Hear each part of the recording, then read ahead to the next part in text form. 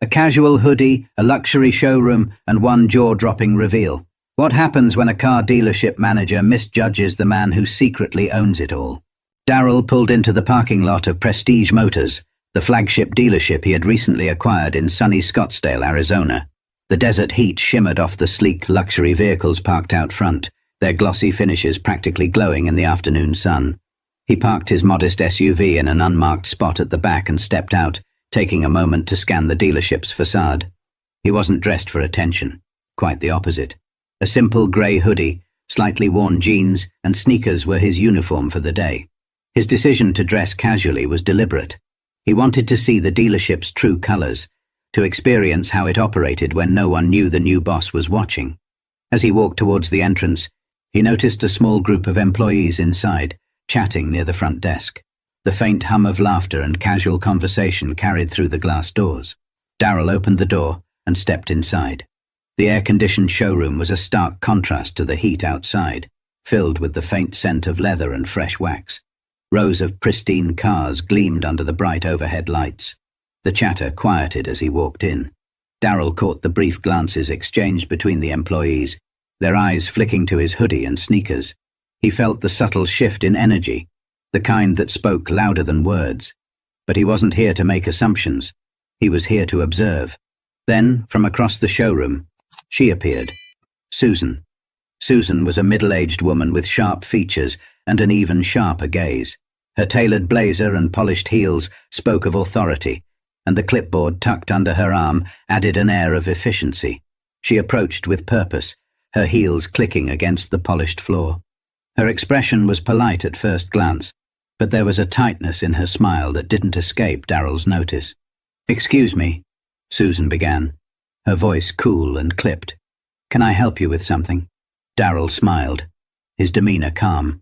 "Just here to look around," he said casually, gesturing towards the cars. Susan's eyes narrowed, scanning him from head to toe. Her polite mask slipped ever so slightly, replaced by something less welcoming. "Are you shopping for a car?" she asked, her tone carrying an edge of doubt.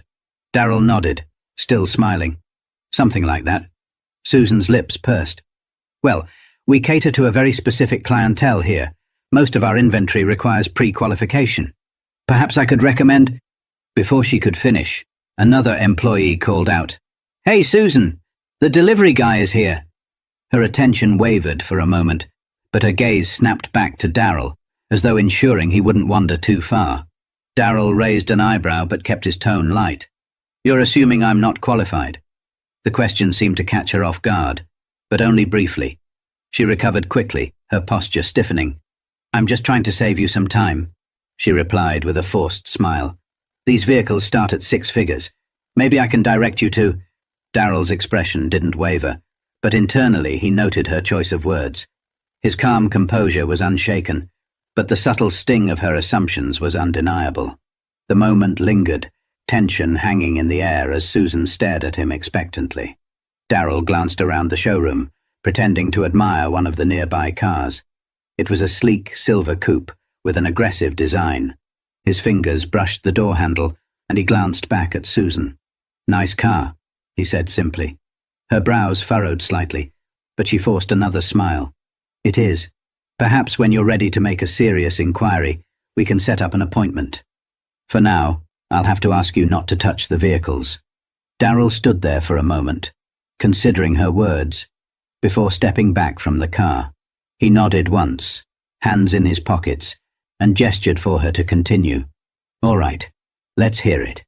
What would you recommend for someone like me?" Susan blinked, surprised by the directness of his question. But before she could respond, Darryl added, "If you think you know what I need, I'm all ears." Her polite facade cracked just enough to reveal the impatience underneath. "Maybe something a little more budget-friendly. I can give you directions to a dealership that specializes in pre-owned vehicles." Darryl smiled faintly, but it didn't reach his eyes. He'd seen enough. "That's quite the assumption," he said softly. The statement hung in the air, and for a brief moment, Susan faltered. Then, regaining her composure, she straightened her shoulders. "I'll be back with a list of options," she said, walking away briskly. Darryl watched her go, his expression unreadable. He turned back to the silver coupe, his reflection staring back at him in the glossy finish. This was going to be an interesting day. Darryl stood in the center of the showroom, hands in his pockets, his gaze drifting over the lineup of cars. He wasn't one to jump to conclusions, but Susan's dismissive attitude was hard to ignore. Around him, the staff had resumed their conversations, though he caught the occasional glance in his direction. It was the kind of scrutiny he'd become accustomed to over the years, the silent judgment, the coded looks. Susan returned a moment later, her clipboard clutched tightly as though it were a shield. Her brisk stride and forced smile betrayed her annoyance. "All right," she said, stopping a few feet away from him. "I've compiled a few options that might be more suitable for your situation." Darryl tilted his head slightly. "My situation?" "Yes," Susan replied, her tone clipped. She handed him a printout of pre-owned vehicles, each with detailed descriptions and price tags well below the dealership's typical offerings. "These are more accessible models, reliable, economical, and, well, practical." Darryl took the list without a word, his eyes scanning the page. A used sedan, an older SUV, a compact hybrid. His lips twitched in faint amusement, but he quickly hid it, folding the paper and tucking it into his pocket. "Appreciate the effort," he said, his tone even. Susan seemed momentarily disarmed by his response, but she quickly recovered, her hands resting on her hips. "Listen," she said, her voice dropping as if she were about to share a secret. "I'm just trying to be realistic with you. Prestige Motors isn't for everyone. I don't want to waste your time." Darryl met her gaze, his expression calm but unwavering. "And what exactly makes you think I'm not your target customer?" Susan hesitated, but only for a split second. "I've been doing this a long time," she said. "I can tell when someone's out of their depth." "Out of their depth," Darryl repeated, his voice neutral, almost thoughtful. "Interesting." There was a flicker of uncertainty in Susan's eyes, but she pressed on. "I'm just being honest. It's better to be upfront than to have someone leave disappointed." Darryl let out a soft chuckle, shaking his head slightly. "Honest, huh? I like honesty. How about this? You let me speak to the owner. Think we can make that happen?" Susan's eyebrows shot up. For the first time, she seemed genuinely caught off guard. "The owner?"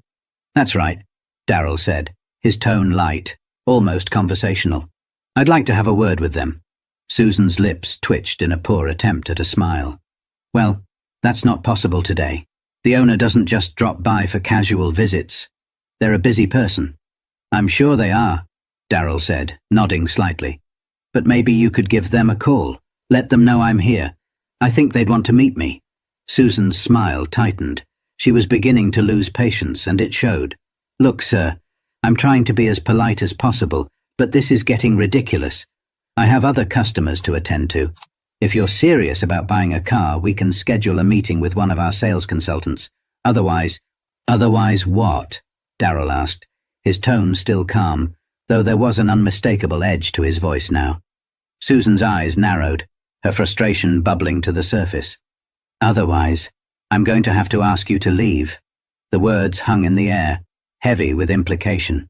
Darryl stood still, his gaze locked on hers. For a moment, the entire showroom seemed to hold its breath. Then, slowly, Darryl reached into his pocket and pulled out his phone. "All right," he said, scrolling through his contacts. "I'll make the call myself." Susan blinked, her brow furrowing. "What are you doing?"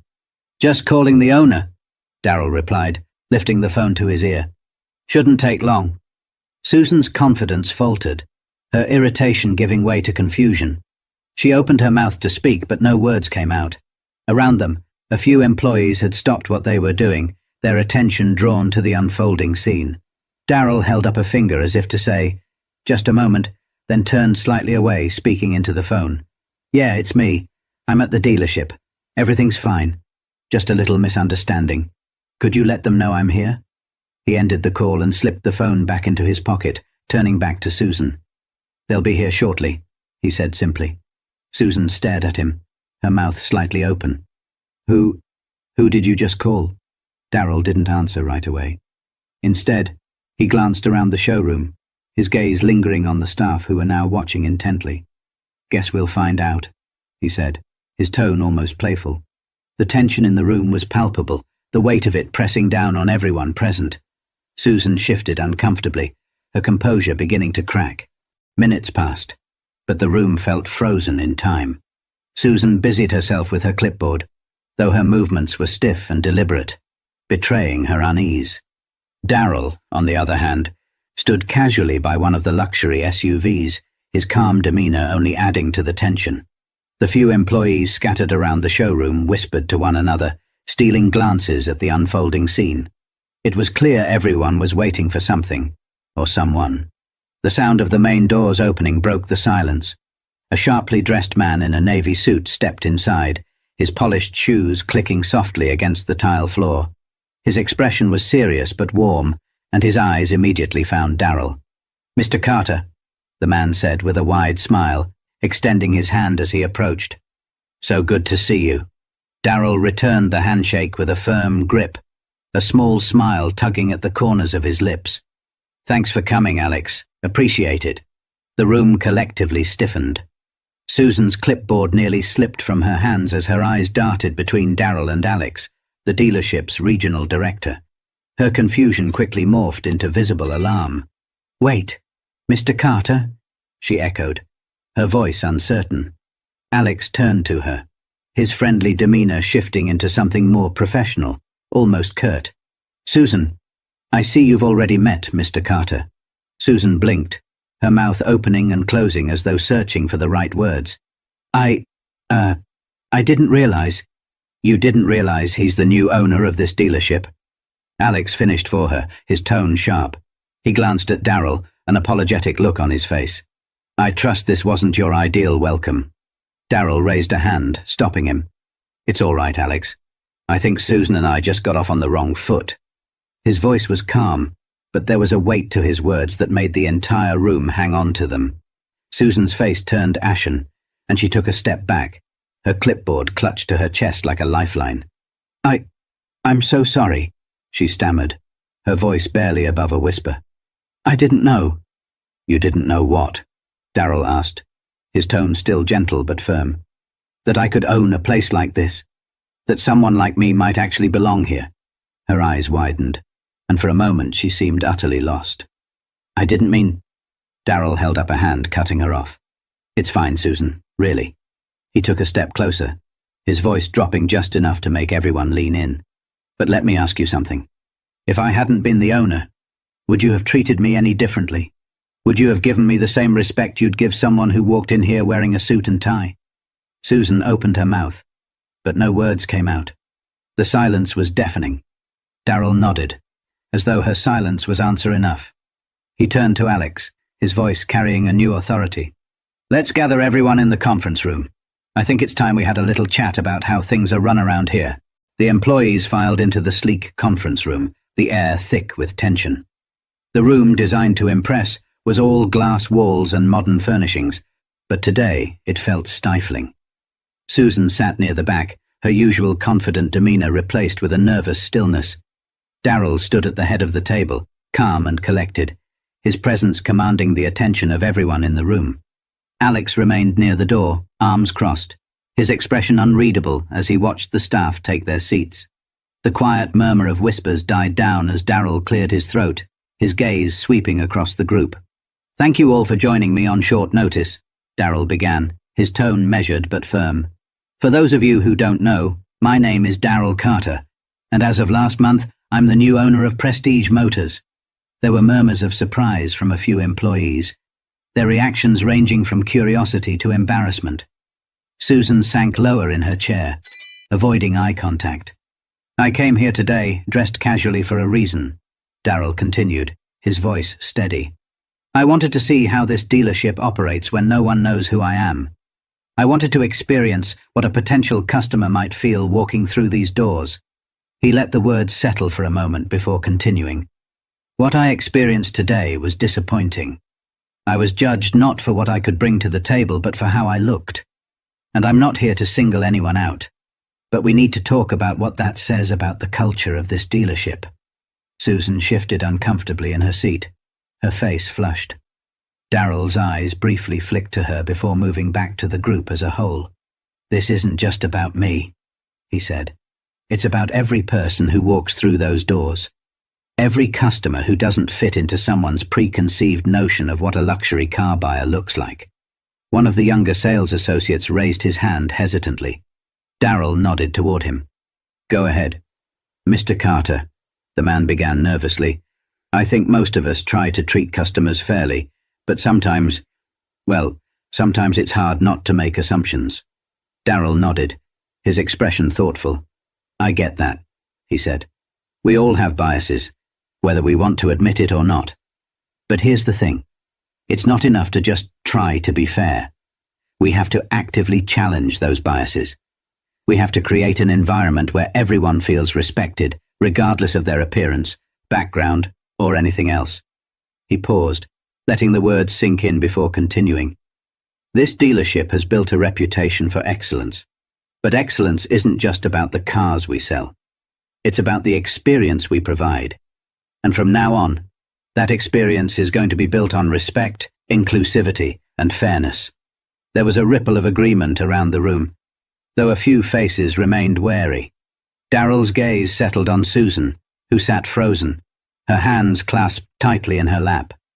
Susan, he said gently but firmly, I want to give you the opportunity to speak. Is there anything you'd like to say? All eyes turned to her. She hesitated, her voice barely audible when she finally spoke. I made a mistake, she admitted, her cheeks flushed. I misjudged you. And for that, I'm truly sorry. Darrell nodded, his expression unreadable. Thank you for saying that, he said. I hope this experience will serve as a reminder for all of us, not just you, because change starts with accountability. He turned back to the group. Moving forward, we'll be implementing new training programs to ensure this dealership represents the values I believe in. Every customer deserves to be treated with dignity, no exceptions. If anyone has an issue with that, now's the time to speak up. The room was silent. The silence in the conference room was deafening, broken only by the faint hum of the air conditioning. No one spoke, but the weight of Darrell's words lingered, pressing on everyone present. Darrell let the quiet stretch just long enough to make his point before speaking again, his voice calm but resolute. Good, he said. I'm glad to see we're all on the same page. Change isn't always easy, but it's necessary, and this dealership is going to lead by example. He took a step away from the table, his hands resting lightly on its edge as he leaned forward slightly. Let me make something clear.